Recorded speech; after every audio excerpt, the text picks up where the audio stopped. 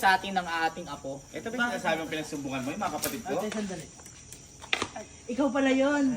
Hoy! Ay! Yan ang napapagod sa kalalian mo! Ikaw huwag ka lapit ng lapit, dito nga ka. Dito ka sa akin, best.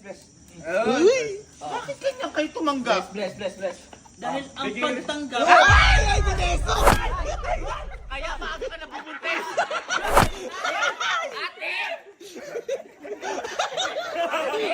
Kaya maaga ka nabuntes saan sa kalandian mo? Kaya iniwan ka rin ng asawa mo. Ate, hindi masamang magmahal. Tama ka. Hindi masama magmahal kung tama ang panahon. Bakit? Ano na bang panahon ngayon, ate? Panahon na para maghiwalay kayong dalawa dahil mali ang panahon nyo. Ate, kailangan natin sila bigyan ng respeto para respetuhin nila tayong matatanda. Tama. Ate. Gusto mo ng respeto? Oh. Sige, tanong nyo kung mahal nila isa't isa. Sige. Sige. Ikaw. Kilitasin mo. Ay, kilitisin. Ay. Ano sa apo? Wala! Ay, sorry. Sige. Magkaano-ano ba kayong dalawa? Hindi natin kapagatan. Magkaibigan. Malinaw. Magkaibigan lamang. Naniwala ka agad? Ha? Kaya pala yung boyfriend mo noon, binigyan ka lang ng ice cream, sinubo mo agad.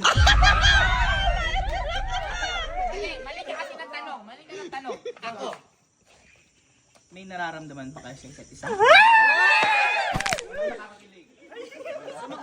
Wala pa. Wala!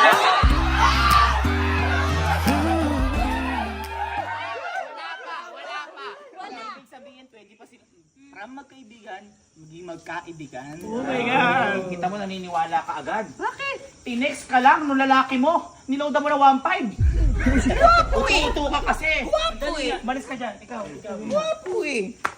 Ang pogi mo. Kailan kaya magmamahalan? Ano bang mamahalan agad? As kaibigan.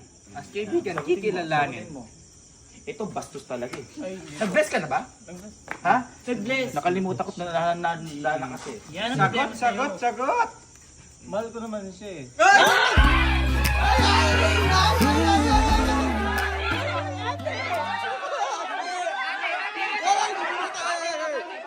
Ate, madaming tao ate.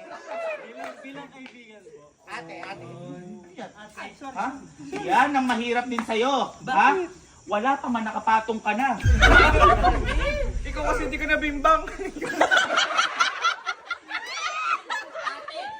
Kaya ka siguro naging masungit sa ating apo dahil tumanda kang dalaga.